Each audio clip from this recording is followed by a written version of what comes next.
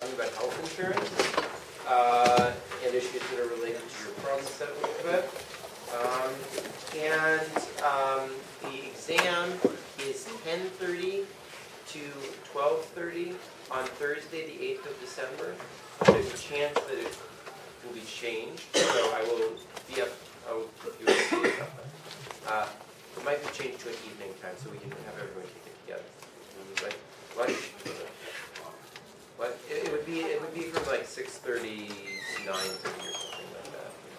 But I have to. It's probably not going to be able to be possible to do that. So, okay. So today, so on Tuesday we talked about. Okay, so prior to Tuesday we were talking about companies, that have some product. What price are they going to charge for it, right? Then on Tuesday we talked about, do you want to have a product in the first place? Do you want to create the product? And now we're going to talk about, what, now that you've decided to create a product, what type of a product do you want to create, right? That is, a monopolist choices of things other than price, the characteristics of the product. And just as the monopoly problem helped us think about redistribution, right? So we used like a model that was supposed to, be of the behavior of a private company to think about how the government wants to choose its policies. Similarly, we can use a theory of the design of non-price characteristics by monopolists to think about how the government wants to design social programs. And we're going to look at this from a variety of perspectives. We'll start by just thinking about what are the goals that a company has, and the tools that it has to design its products. We'll then talk about Spence's analysis of a quality choosing monopoly and the difference between marginal and average consumers that he emphasizes. We'll then talk about Hotelling's spatial model of competition, and we'll apply that to political and newspaper competition. And then about platforms, which are cases where the things that make the product more valuable are who uses it. So for example, if you think about a nightclub, what makes it fun to go to a nightclub is the booze they serve and how pretty it is, but probably more importantly, who shows up, right?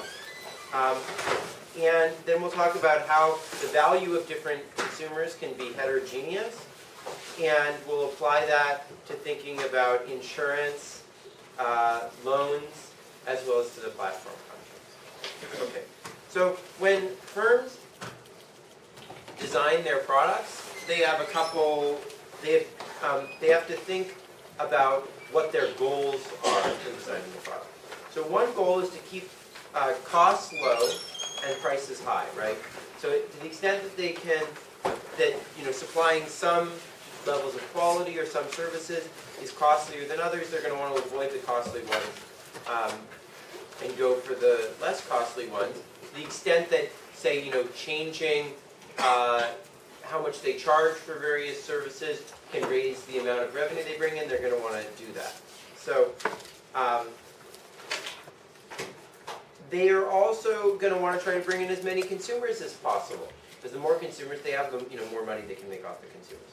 So they want to, do things that are going to be attractive to consumers so that they can try to get them to purchase their products, right?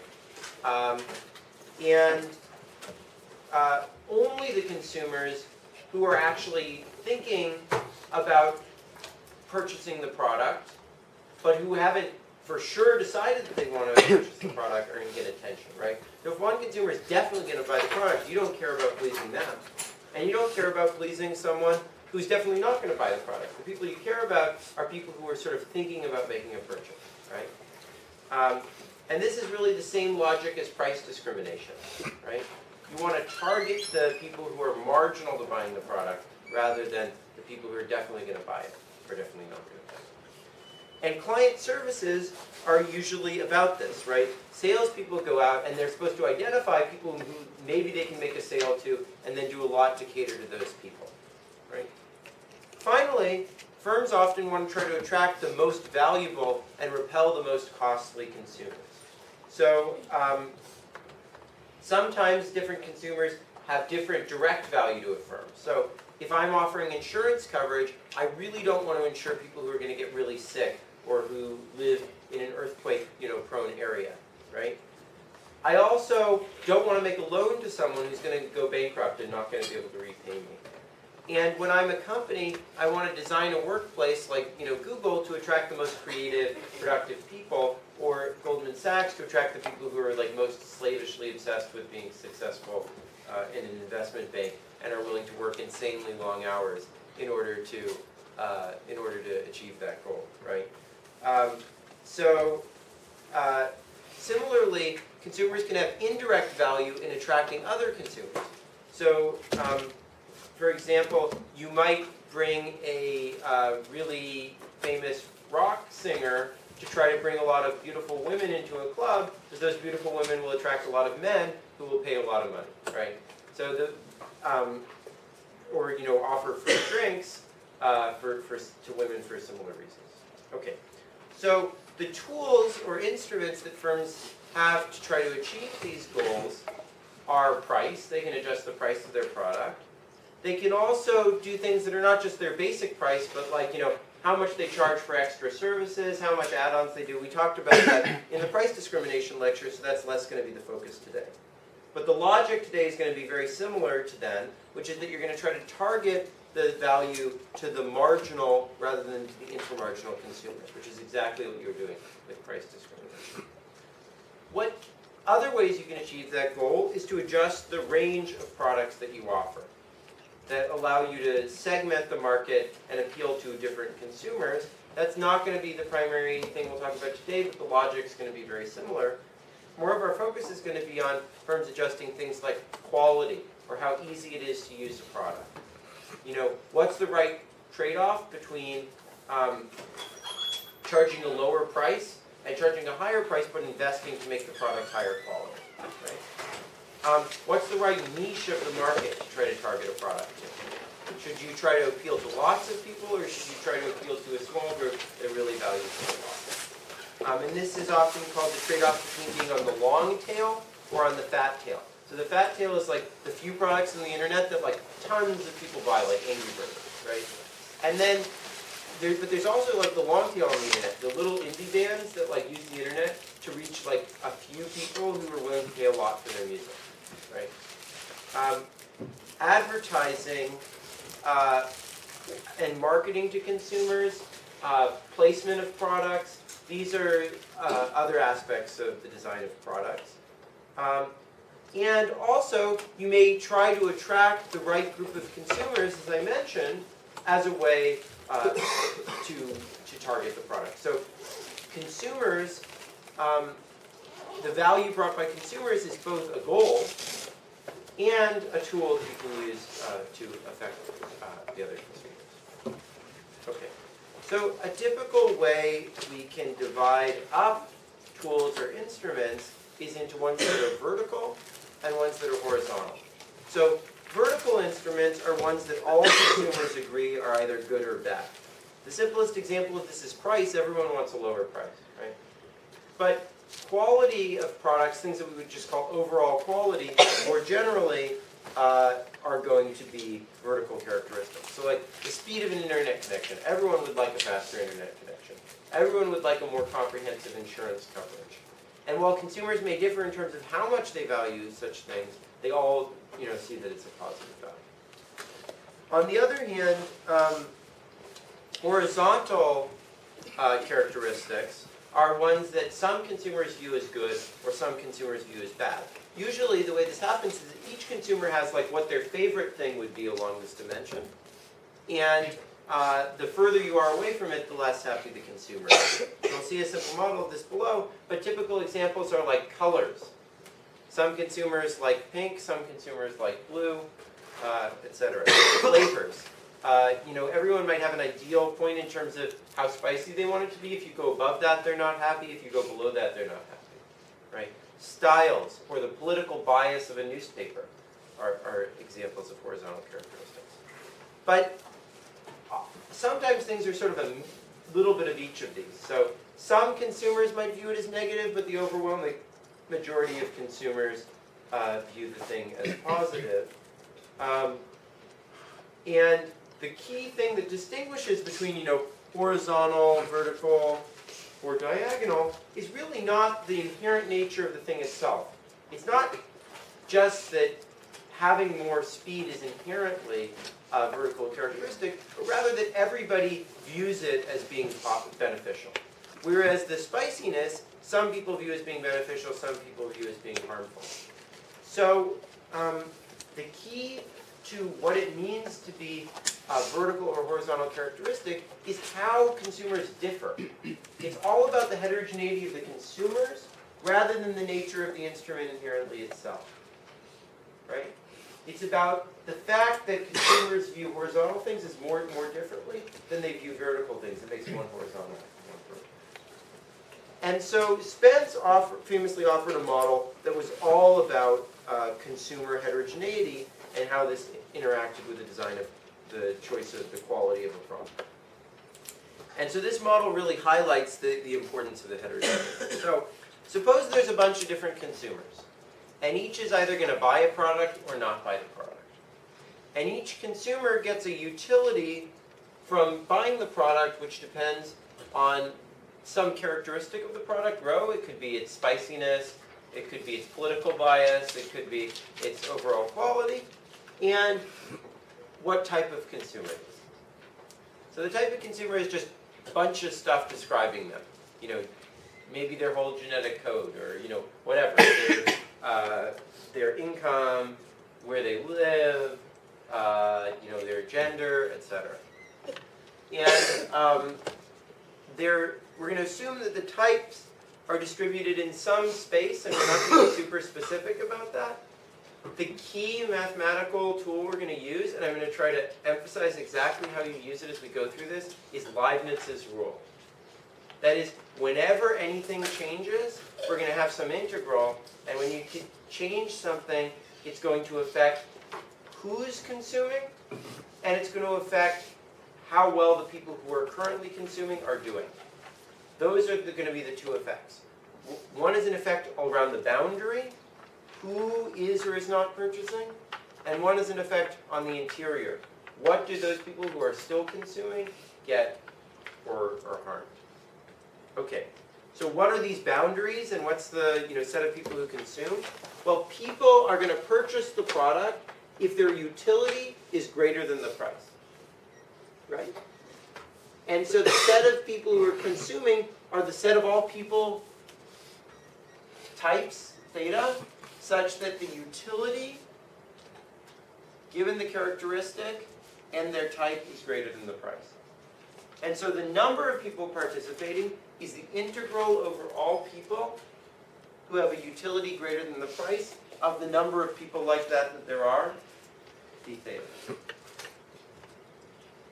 Okay. So now we're going to use Leibniz's rule for the first time. What happens when we use Leibniz's rule? Well, we have the effect on the interior. There's no dependence on price here, right? Nothing inside depends on price, so we can ignore that. So the only effect is on the boundary. What is the boundary? It's this condition here. How does increasing the price affect the boundary? Well, it just raises the left-hand side of this thing by 1 unit everywhere, right? And so Leibniz's rule says we take the integral along the boundary of -1, because this is going to reduce the number of people who are participating. It's raising the price, and only people who have utility above the price participate.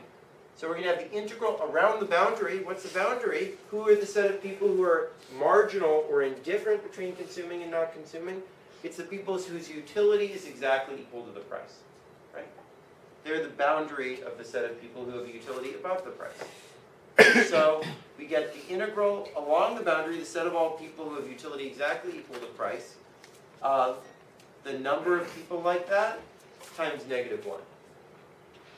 And the second, so there's two keys in this lecture. One is Leibniz's rule, and the second one is anytime we have some big, ugly, awful expression, give it some simple, intuitive name. So here is some big, ugly integral. But what is this? It's just how many people there are on the boundary, right? So we're going to call it M. And that's going to be the density of marginal consumers. Yeah, Eric? Why is it negative? Okay. Because when you raise the price, that reduces the number of people who buy it. Right? In some sense, this condition is U minus P is greater than 0. So it would be the effect of raising P would be negative 1. Okay. So the marginal users are those that have U equals P. And we're going to call the density of marginal consumers M. And how much does increasing N change P? Well, by the inverse function theorem, it's just 1 over how much increasing P increases N. Right? So this was negative M, so this is negative 1 over M. Okay. So, we're going to quantify the number of people purchasing the product by the fraction of the population that chooses to purchase it. That's just for simplicity. And we're going to call that N. And then the cost of producing is going to depend on the number of people we supply to and the quality of the product. And the firm is going to make profits, which are price times the number of people they sell to, minus the cost. Okay. So how do we find the optimal price for the firm? Well, we can just do the same thing we always did before. We can just say, if I increase the number of people, what's my marginal revenue? What's my marginal cost? The marginal revenue is price minus how much price changes when we increase the number of people. Sorry. Price minus, if we increase the number of people, how much price changes, times the number of people. There should be N up here, not a P, sorry. And so we know that when we increase the number of people, price changes by negative 1 over M. And so we get just the standard term we have, P plus P prime times N is equal to marginal cost, which is how much the cost changes when we increase the number of people. Yeah, Maria. Did you say that N was supposed to be? Sorry, this is supposed to be N. That's N. Yeah. Okay. So the more that's exactly what we did in the Monopoly lecture. This is exactly the same thing. P plus P prime times N, which is now N over M, is equal to marginal cost. More interesting is what happens when we think about what's the optimal choice of the quality of the product. So let's first think about what would be the socially optimal quality of the product. To figure that out, we need to say, what is the social value created by the product? Well, it's the integral over all people who purchase the product of the utility that they get times the number of people that buy it minus the cost. Right? That's the total amount of social value created. Now, this is actually going to make things simpler in the long run, but it's going to require a little bit of work right now. I want the firm to be choosing the number of people and the quality of its product, not the price and the quality of its product. So I want to figure out how the price has to change when the quality changes so we can hold fixed the number of people. Why do I want to do that? Because I'm really not trying to say, like, how much quality do you choose overall, but rather how do you trade off choosing your price versus choosing your quality, right? Because we know, of course, that choosing your quality, increasing your quality is basically like reducing your price. But I really want to think about the trade-off between the quality and the price as ways to charge. Okay, so let's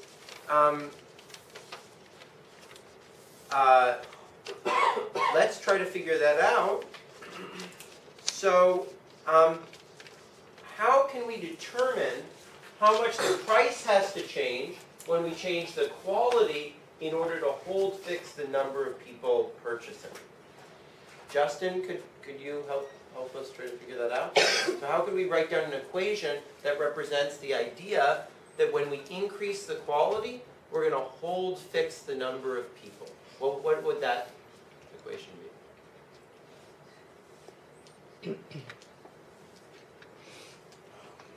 if the number of people doesn't change when the quality changes, how would you write that down as an equation?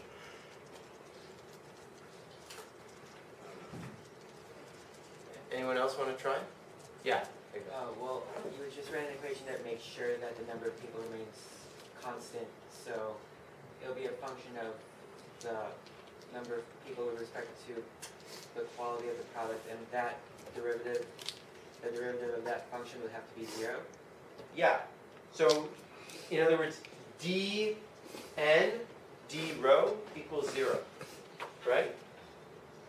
And then we can use the chain rule to figure out what dn d rho is, right? There's two effects there, right? One is the direct effect of a change in quality on the number of people, and one is the effect that a change in quality has on the price times the effect that price has on the number of people, right? Now we know that the effect that a change in price has on the number of people is negative m times however much the price changes when the number of people changes.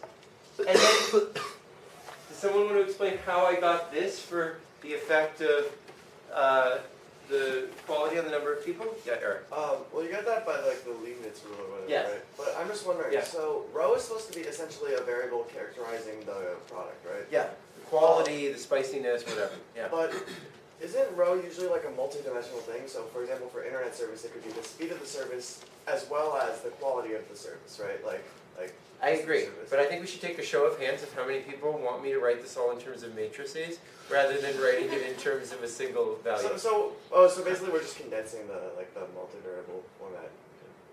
It's not possible to condense a multivariable thing into this, but the truth is that literally everything I'm going to show you is exactly the same in the multidimensional case, except you'd have a matrix. And I just don't think anyone here wants to have matrices floating around. So that's why I'm doing this. Okay. But you get all the intuition for the multidimensional case out of this. It's just that you have to use matrices to characterize the multidimensional. It's similar to like in physics why you often do things in like 2 dimensions, even though the world is 3 or 4 dimensional, just because it's simpler and you don't have to Right, track it. Okay, so I got this by Leibniz, like Eric said. Eric, do you want to explain why it's exactly this formula that comes out of Leibniz? Well, if you look at the value up there. Well, we're taking the derivative of the number of people, so this is this, right? Right. And like the formula you had for the value, that was I think it was on the next slide. Yeah. But we're not using this one yet, No. right? Because we're just we're saying what's the derivative of the number of people with respect to rho. So just derivative of n. Okay. Well, regardless, so in there, right, the utility has to of rho, sine of one thing has to be greater than or equal to p. So when you take the partial derivative with respect to rho, obviously the function of theta is unaffected. Yeah. And so what changes is essentially the boundary, which is the marginal value of rho. Yeah. Which will determine whether or not they're in it, which basically means u of rho theta has to equal p. Yeah, so what happens is when you take the derivative under Leibniz along the boundary, you have to take how the boundary changes with the change in the variable. So when we increase rho, this changes by u prime.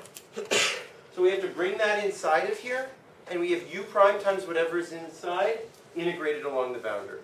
And that's exactly what we have here. So it's the integral along the boundary, along the set where u is equal to p, of u prime times f. Right? Okay. So, that's trick number 1.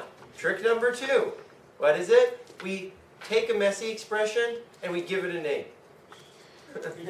So, what's the messy expression? I don't want to be carrying that around, right? But what is this? Well, it's the integral over the set of marginal people who are on the boundary, of their marginal utility times the number of people. Well, that's the same as the number of people times their average marginal utility. So let's call u tilde, I'm going to use tilde to denote the average value of something for people who are on the boundary, who are marginal. So that's going to be u tilde prime. U prime tilde, sorry. U prime tilde is the average marginal utility for someone who's on the boundary, right? Okay. So then we can go back to our expression here. We have negative m times dp d rho plus this thing, which is m times u prime tilde. Dividing through by m, we get dp d rho is equal to u prime tilde. And that's really intuitive, actually. Imagine that I increase the quality of the product, and I want to hold fix the number of people. I'm going to have to raise the price by the average value that people put on that quality, right? Otherwise, people are going to come in or come out. Okay. So, that now allows us to take the derivative of social welfare up here with respect to rho. And Leo?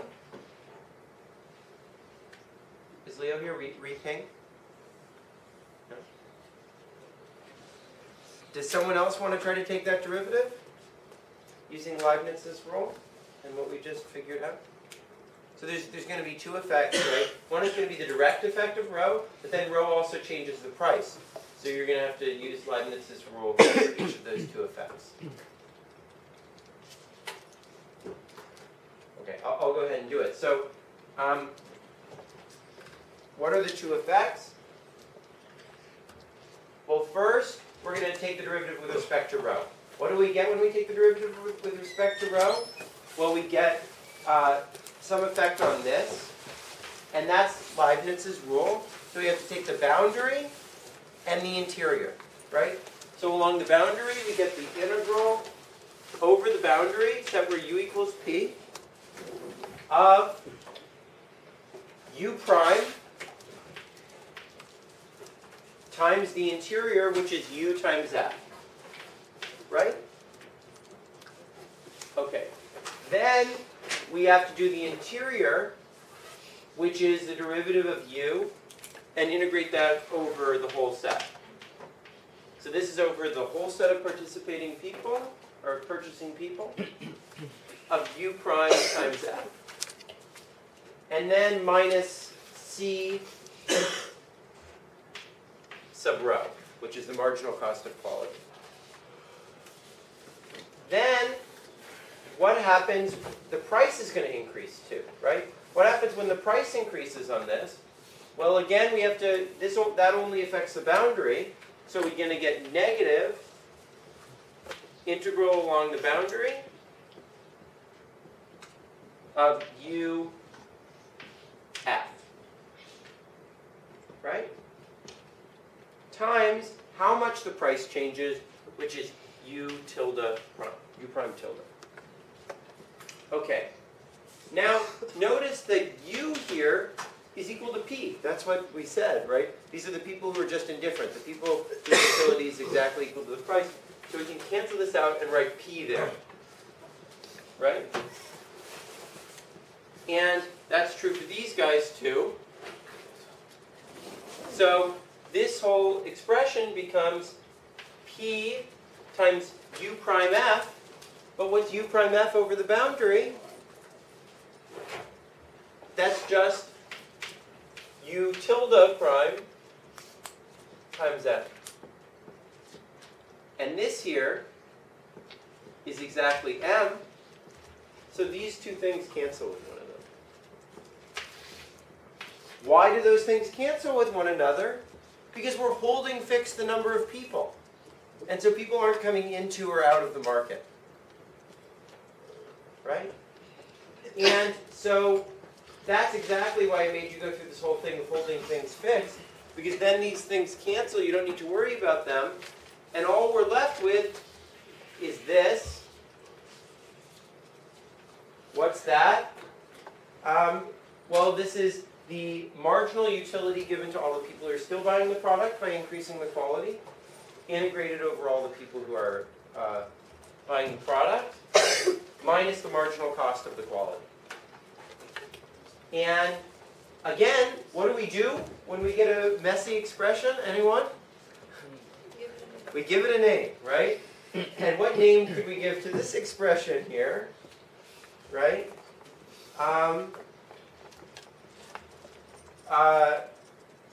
Edwin will leave us. what does this expression represent? Integral over all the people inside of their marginal utility times that. What name could we give it that's a bit like that up there? You find tilde bar, I guess, but, Yeah. What is that? What would that represent? like excluding I'm gonna Well, so this is the average marginal utility again, but it's for the average consumer who's participating in the market, rather than just for the average marginal consumer, right? This was for the consumers who were marginal or indifferent between purchasing the product or not. This is for the average consumer, right? And so we can write u bar prime as this integral over n. That's the average value to an average consumer of having a bit more quality. Okay, so then we can get a very simple formula for the optimum. Why? Because we need to set this equal to that, and that just gives us n times the average marginal utility to an average consumer is equal to the marginal cost of quality. And that's super intuitive, right? It says, how high quality should we set? Well, we should set it at exactly the point where the value that it brings to people, on average, times the number of people, is equal to the cost of providing that to them. Right? Okay.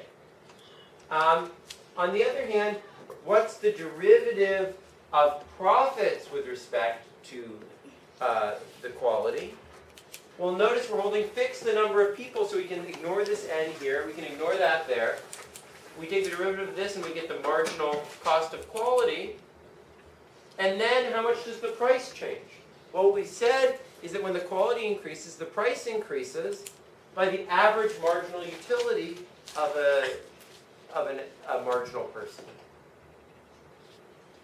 Right? So we get this u prime tilde. And so we get a different expression, which is the number of people times the average marginal utility of a marginal person is equal to the marginal cost of quality. So the socially optimum would be to set the average marginal utility of an average consumer equal to the cost of quality, whereas the monopolist sets the average marginal utility of a marginal consumer equal to the marginal cost of quality. So, in other words, the monopolist is going to cater to the marginal consumers, not to the average consumers. And that's inefficient. That is called the Spence distortion. And that's what I was talking about earlier. You don't pay attention to the consumers who are definitely going to buy your product. You pay attention to the ones who are marginal. Right? So quality will be too high or too low, depending on whether the marginal or average inframarginal consumers value it more. If the inframarginal consumers value it more, there will be too high quality. If the marginal consumers value it more, there will be too high quality. If they value it less, there will be too low quality. And in some cases, this can be offset by the inframarginal consumers posting a bunch of nasty comments on the website, or denouncing the company or complaining or stuff like that. But for the most part, the company's going to care more about its profits than about the complaints, right? Okay, one very simple example of this was given by Harold Hotelling. And he imagined that there was a product characteristic which was just on a line between 0 and 1, and that consumers lived on the line somewhere between 0 and 1, and they were uniformly distributed. So a consumer has to pay a cost in order to visit the firm. Some cost of transportation times the distance between the consumer, there should be an absolute value, the distance between the consumer and the firm. Right? So this is sort of like the classic example of horizontal preferences. Everyone wants the firm to be located right next to them, right? Rather than far away from them. And all consumers are going to buy either from one firm or from another firm. So there's two companies. So this is technically not a monopoly, but the logic is going to be very similar to the Spence case. So suppose that the two companies started at positions row 1 and row 2. Jalin, where would they want to move if they started at row 1 and row 2? Just by Spence's logic. So the consumers have to buy from one of the two firms. There are two different positions. Where are the firms going to want to move? Towards which consumer?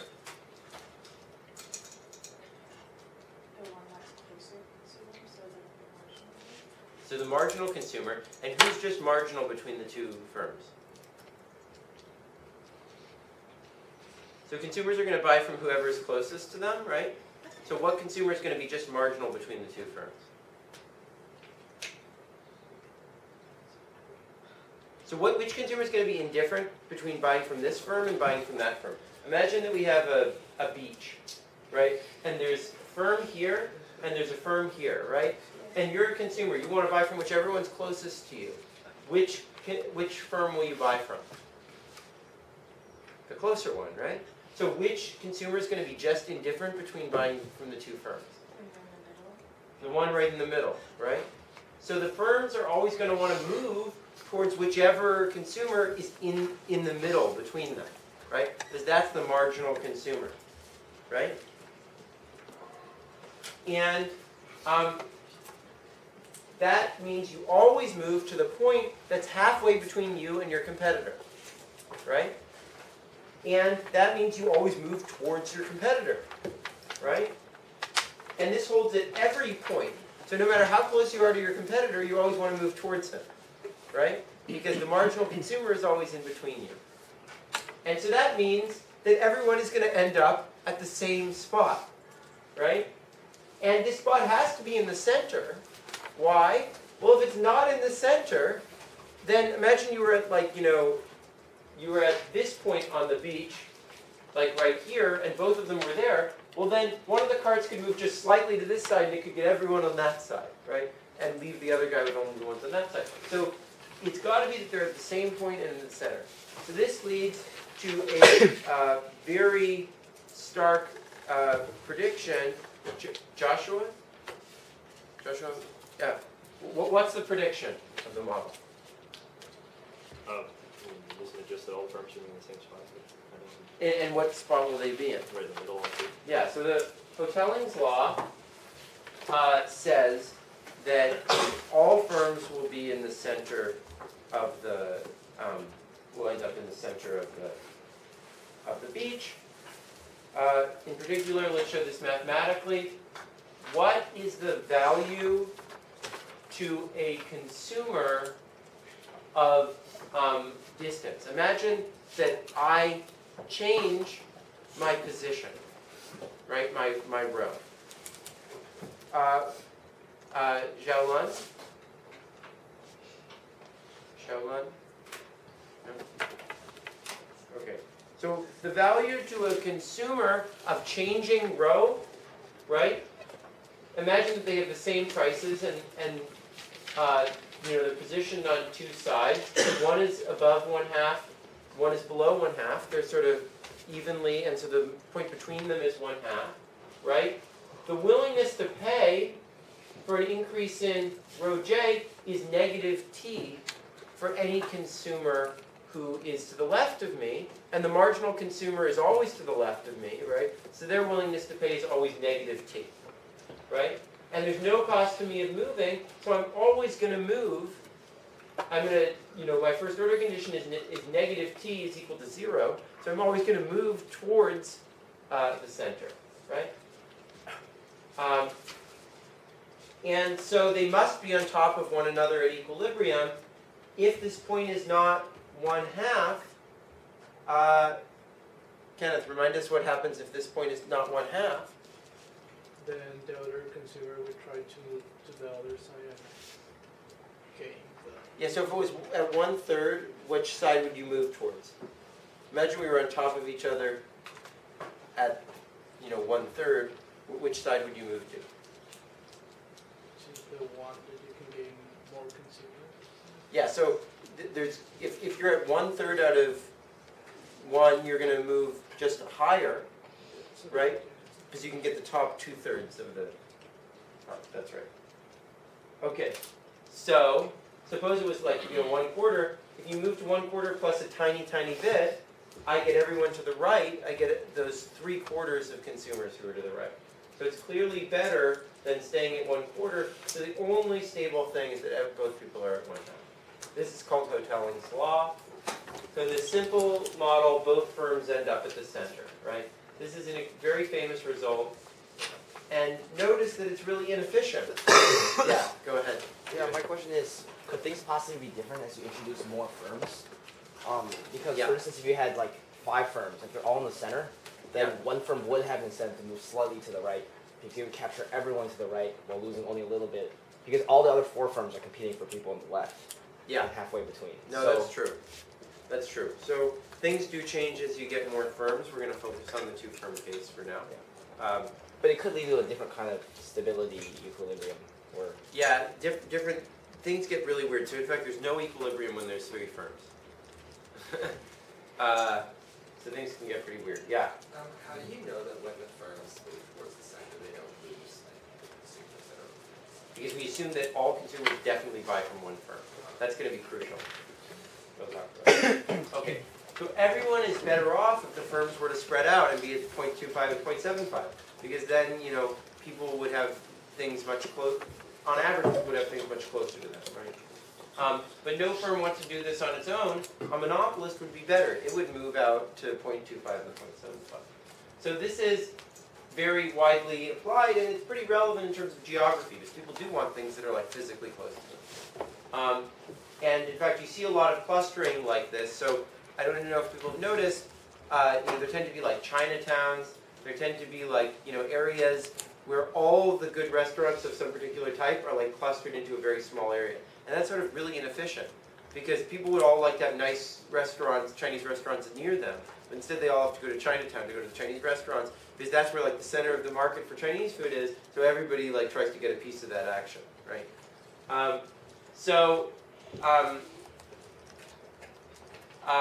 The problem is, who was it that just said that? That was it you, David? No. Oh yeah, Mike did. So the point is that some consumers might buy nothing rather than buying from one of the 2 firms, and these people are marginal consumers too, and so you want to keep them as well, right? And also, not everything is horizontal like this. So, more generally, you're going to have some consumers who you might lose because they'll buy nothing.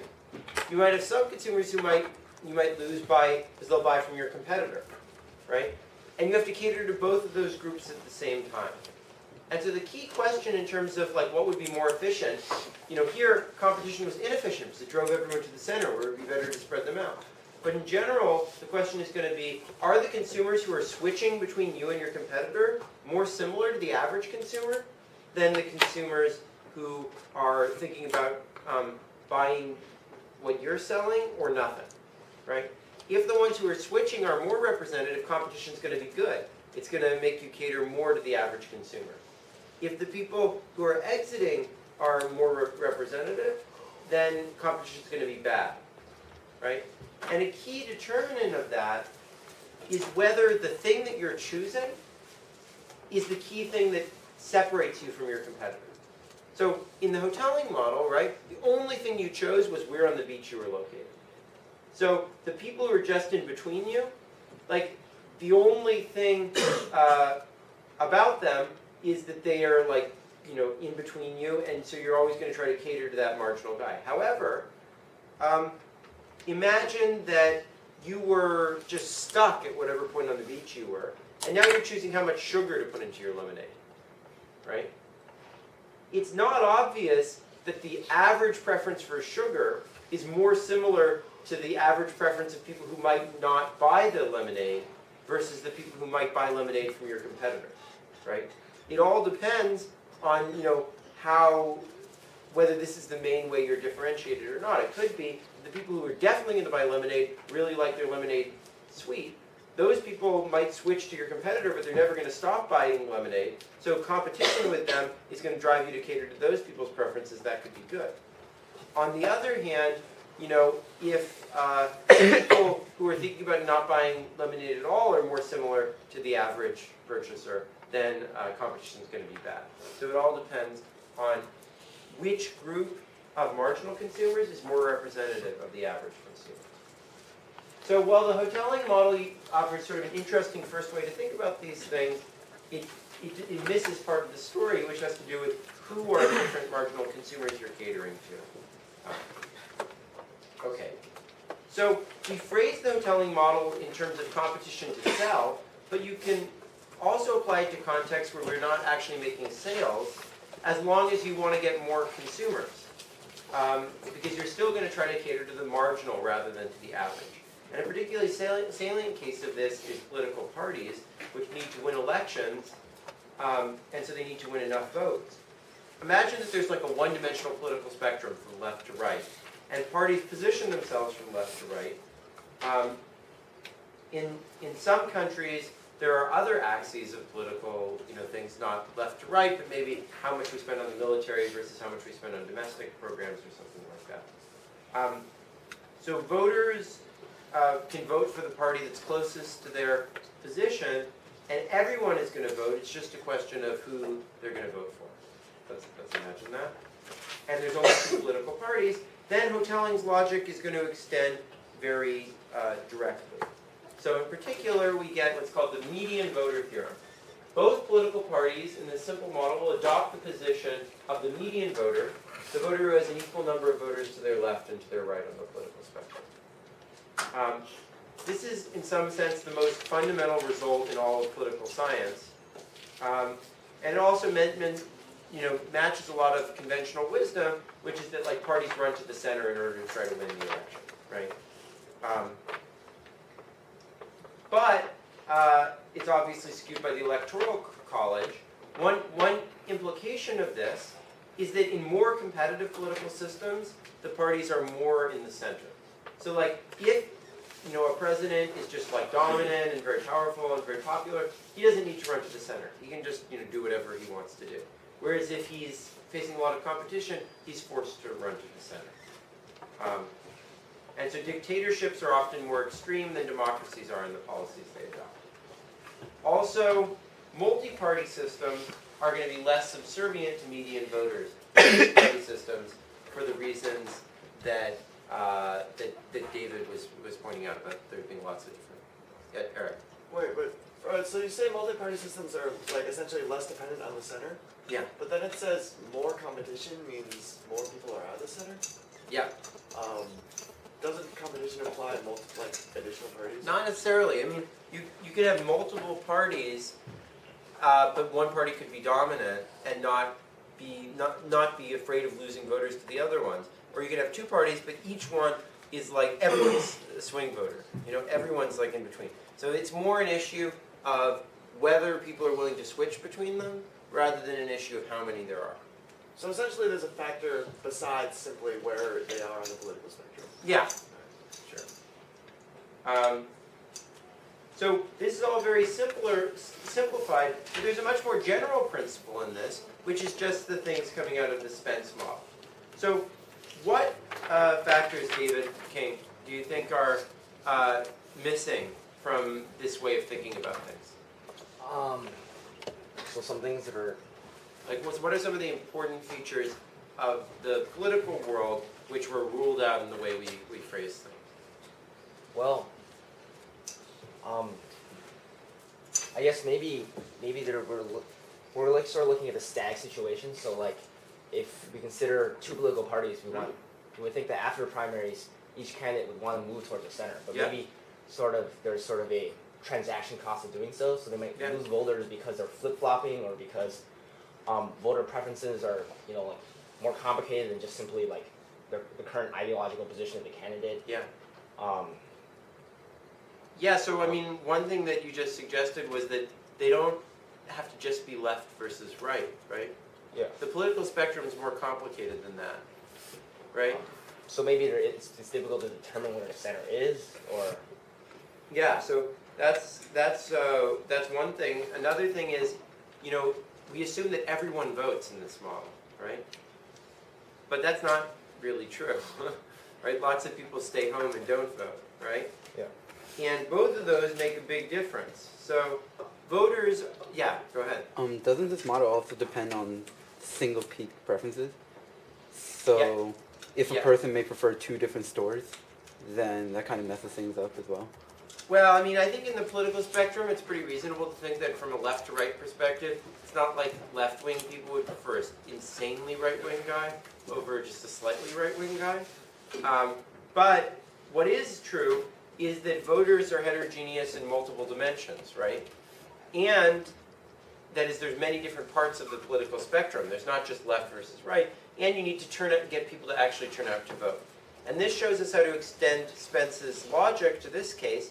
So think about, in general, you have to cater not to the median voter, but to swing voters. And there's lots of different types of swing voters. So in fact, swing voters can be as different from one another as the left and the right are different from one another. So a classic definition of two types of swing voters in the US political spectrum are what are called sensible centrists, which probably include a lot of you guys. They're sort of like upper middle class people who are like economically conservative but socially liberal. They support gay rights and immigration and stuff like that, but they want lower taxes. And what are called the radical middle people, who like support higher taxes, you know, less free trade, but also are very socially conservative and against abortion, against immigration, etc.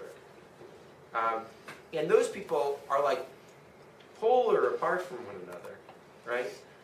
But both of them can be swing voters between the traditional political parties on the left and the right. And so different policies target different groups. You know, you can't really please both of these groups at the same time. So there's no like one median voter to go after. And so the core of political strategy is almost always trying to identify different groups of swing voters to try to target, right? And that's exactly what Spence's analysis would tell us, right? Parties also have to worry about their voters turning out to vote. So in 2004, Bush did not run to the center. Bush tried to get all the evangelicals to turn out to vote. And part of that he did by doing get out the vote, but he also took some relatively extreme positions to try to make sure that the people who might not vote actually came out to vote, right? And so this is constantly a debate within political parties. Should I cater to my base to make sure they all turn out to vote and don't get disaffected? Or should I try to run to the center? So in some sense, much of political science is just an application of this sort of Spence-type logic. Okay, another application of the vote-telling model was done by two professors here, Jesse Shapiro and Matthew Jenskow, who looked at media slant. So they looked at local monopoly newspapers in the United States throughout the country and said that these were on a single dimension, how politically left-wing or right-wing they are. And how did they measure that? Well, they had a really clever idea, which was they looked up the congressional record, and they found words that Republicans use a lot more than Democrats, and words that Democrats use a lot more than Republicans, by just like reading into a computer every speech made by a Republican and a Democrat and running a statistical model on it. So Republicans use the word death tax and illegal aliens a lot more than Democrats do. And Democrats use words like poor people, workers' rights, and tax breaks a lot more than Republicans do, right? And then they rated every newspaper on the basis of how much it used the words that Republicans like and how much they used the words that Democrats like. And this allowed them to construct an index of political bias for every major local newspaper in the United States. And then what they did is they took each of these local newspapers areas, and they broke them into little zip codes, right? And they had demographic information on the zip codes on how Republican people were in each of the areas. And they found that in the areas where the newspaper was left-wing, the Republican areas didn't read it as much And in areas where the newspaper was right-wing, the Democratic areas didn't read it as much. And they used that to figure out like how much people respond, who are the marginal consumers, etc. And the prediction then would be that if the firm is profit maximizing, rather than just like pushing the political agenda of their editorial board, right, then in the areas where there was a lot of left-wing people, you would expect the newspaper to be left-wing. In the areas where there's a lot of right-wing people, you'd expect the newspaper to be right-wing. And that's exactly what they found. So here is the percent of the market that's Republican, and here's the slant of the newspaper. And there's a quite strong relationship, and in fact, once you control for this, the political views of the owner have no predictive power. So this was, they used to make a case for why the government shouldn't be worried about like people taking over other newspapers, reducing the diversity of political beliefs. Yeah, Matt. Just out of curiosity, what's the R squared on this data? I think you'd have to look it up. I think it's about 0.5. I think it's about 0.5. Okay. So in many situations, the characteristics of something are not determined by like the political slant of the newspaper, but actually by who uses the service. That is, the consumers are also the producers of the value for other consumers. So rather than referring to them as consumers, which focuses on their role in consuming the product, or as producers, as which focuses on their value creating stuff for other people, we're just going to call them all users, which is sort of a more ambiguous term, right? And when user generation of the value of a service is important, we're going to call the monopolist a platform. Sometimes these are also called two-sided markets or networks. And examples of these are like pretty omnipresent in the economy and are becoming increasingly important. So one class of these are media platforms, like newspapers, televisions, websites, right? All of these attract lots of readers so that they can sell them to advertisers, right? So what makes the service valuable to advertisers are that a lot of people are reading it. Payment platforms like credit and debit cards or PayPal are only valuable to people who accept payments if people use them to make payments. And they're only valuable to people who use them to make payments if people accept payments on that system, right? The operating systems are kind of similar. Smartphones, video games, systems, desktop operating systems are only valuable if there's lots of programs that run on them. And they're only valuable to developers of the programs if a lot of people own the operating system, right? Transaction platforms like eBay and financial markets have some people who are buying assets, some people who are selling assets, some people who are supplying liquidity to the market, some people who are using the market to hedge. So the value of the thing depends on how many people are on the market. Other examples include almost any sort of dating service, including a nightclub. Yellow pages, right, are only valuable to advertisers if a lot of people have the yellow pages. Shopping malls are somewhat similar to this, and there's many other examples. Okay. So in platforms, users both consume and they produce, right? They play these dual roles. And so that's going to lead to two different distortions of the level of their participation. One is the classic Cournot distortion, and the other is the Spence distortion that we talked about today. So in some sense, you can view the users as both playing the role of the quality and of the consumers, right? So they're going to be distorted both by the Spence distortion and by the Cournot distortion. So think about credit cards versus newspapers. In newspapers, right, I don't know how many people here are really love the New York Times, but a lot of people going to the University of Chicago are probably what you might call inframarginal readers of the New York Times. They're very loyal and dedicated to it. And they probably dislike having a bunch of annoying ads in the New York Times more than does sort of a marginal reader of the New York Times somewhere out in the middle of the country, right? And so the inframarginal readers value the, dislike the ads more than the marginal readers do. that means that from the Spence distortion, there's going to be too many ads, too low of a price for advertising, right? On the other hand, market power tends to increase the price for advertising. So in that case, market power over the advertisers might actually be a good thing because it offsets the excessive number of ads that consumers would otherwise have to sort through. On the other hand, on credit cards, the inframarginal user of a credit card is someone who really likes using their credit card at stores, right? And they're going to put a lot more value on a store accepting a credit card than is someone who really doesn't care whether they're using the credit card or not, right? And so in that case, the market power over the merchants that leads there to be a higher price to merchants is going to make things even worse. So which direction things go in depends on the nature of the differences between consumers. So, and the key thing is all of these distortions are happening to the same people, and so they can either cancel out each other, and so in the end it doesn't really, everything's okay, or they can make each other worse, in which case the distortions are even worse than the standard monopoly. And the other key feature here is that some users get subsidized if they're bringing lots of value to other users. So what is the equation for pricing in this case? Well, price is going to be equal to the marginal cost. This is really just combining the two things we had before, plus the Cournot distortion, right? You mark up your prices. This is that P prime times n that we had before, or the negative n over m.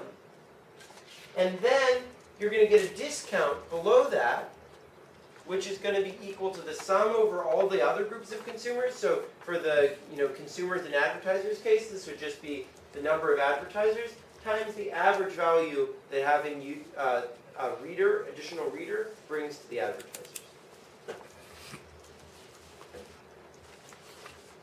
Yeah. These distortions still exist if you price discriminate? No, that would make them much better. Not necessarily fully better, but if you're price discriminating, you're able to extract more of the value that the inframarginal guys are getting. And so that can make these distortions much less severe.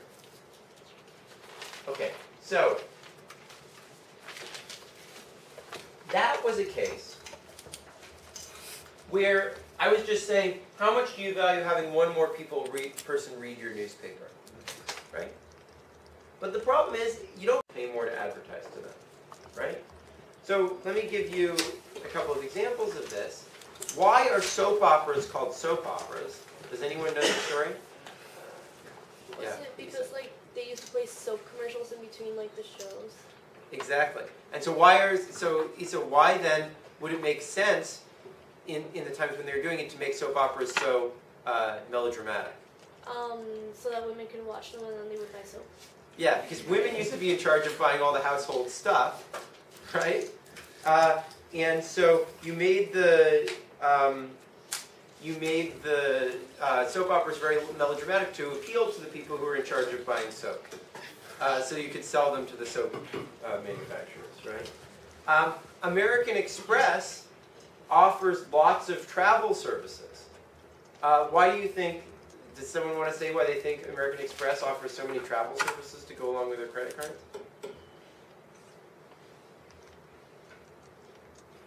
Come on, it's the same logic. No? Yeah, go ahead, Marie. Businessmen? Yeah, because businessmen use their cards a ton.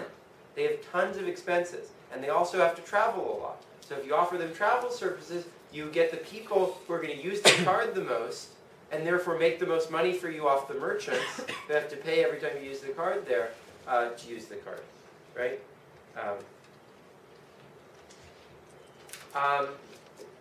So this also happens in cases that aren't platforms. So if you think about how much insurance coverage I'm going to offer if I'm running an insurance plan, I might want to reduce the amount of coverage because I know that the people who are most sick are going to be the ones who are going to most value having more coverage. Similarly, I might want to force people to make a big down payment on their home because that is going to screen out people who don't have any cash on hand, who haven't planned very much for their future, and therefore who might likely go bankrupt and not pay me back, right? The key idea is we use instruments to sort out users. So we use higher melodrama to attract the lower quality show, but higher melodrama, in order to try to bring in the women so we can advertise soap to them. We offer more travel services, but maybe at a higher annual fee to try to bring in the businessmen. We offer less coverage, but maybe also lower premiums to try to bring in healthy people to our health plan, right? We might make a newspaper more right-wing if that's going to attract people who are higher income, right? Because then we can make more off the advertisers. So the key question is, how does a preference for something co-vary with the value that you bring to the platform, right? How do those things go together? So for people who haven't taken statistics, a standard measure of whether things go together is the covariance between them, right? So more precisely, is Osama here? So we can make this more precise in a simple model where we think about different people bringing different amounts of value to a platform. So the amount of value you bring is K of theta, and everyone has utility, which depends on the total amount of value that's brought. And that total amount of value is the integral over all the people who are participating of the amount of value that they bring. Right? Okay. So the key thing here is that users, this theta that makes users different, both affects how much they contribute, okay, and their utility. Right? So it both affects their preferences and their contribution. And the key is going to be the relationship between these two things. So I'm going to keep using all the things we've been using so far. The number of people on the margin, the market power, N over M, the average marginal utility of a marginal person, and the average marginal utility of an average person, except that now we're going to have to add in also the average contribution made by an average marginal person. Okay, but the key new thing is going to be the covariance between people's preferences and their contributions, given that they're a marginal consumer. And what do I mean by preferences and contributions? Well, the way we've been measuring people's preferences throughout the whole lecture, right, is their marginal utility, right? So we can plug in U prime for preferences. What's their contribution? Well, that's just K.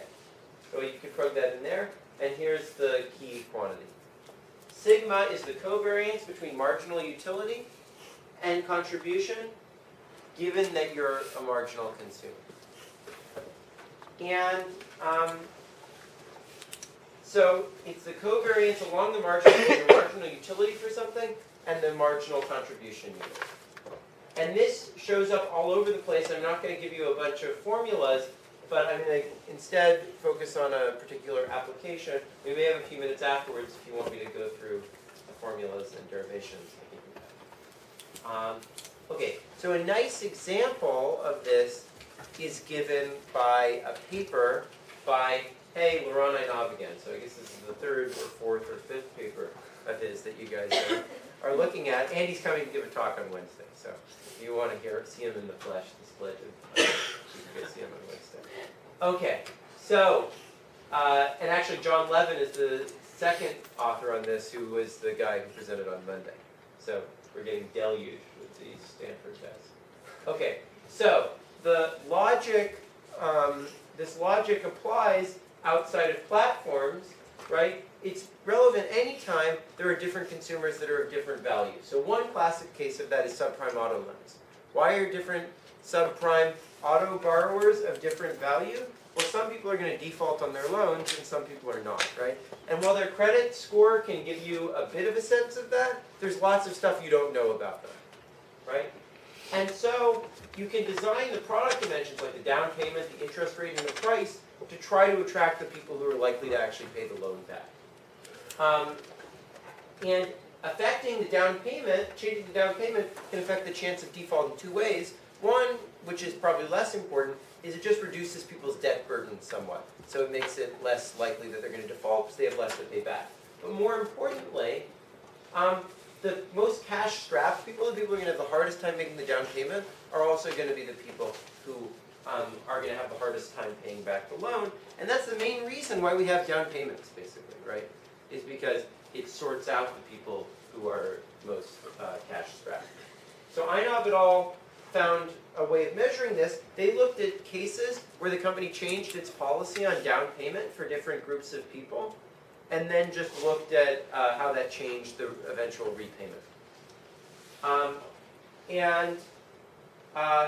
Another example of this is even the sticker price. You might think, well, that's just price. But that's not necessarily true. If the sticker price turns into debt, it's not clear that people will pay that back.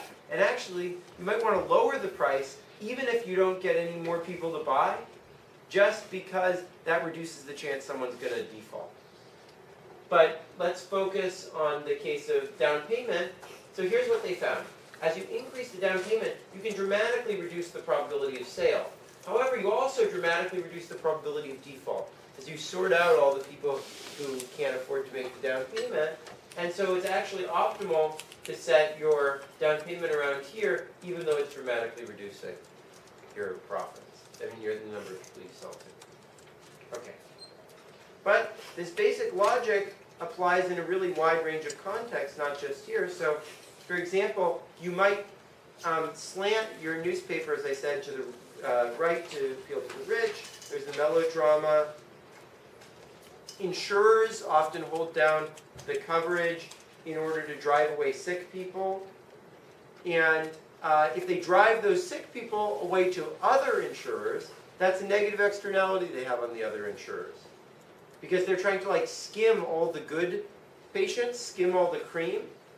And so this is called the Rothschild-Stiglitz cream skimming distortion. And you'll explore this a little bit if you get to the last parts of your problem set.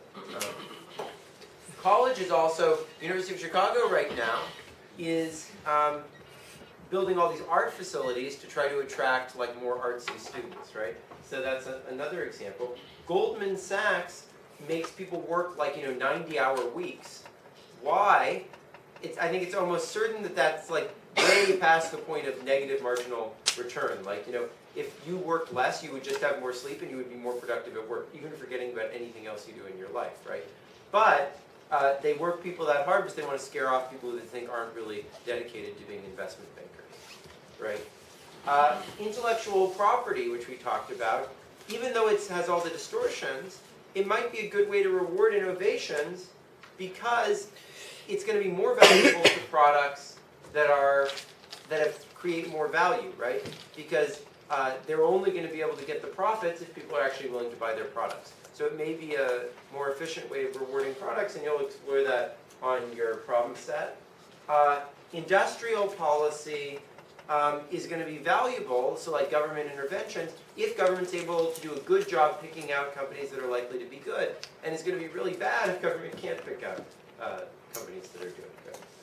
So this basic logic that, the key thing that determines lots of things is how, the value you give to someone co-varies with the benefit they give, just applies in a very wide range of contexts.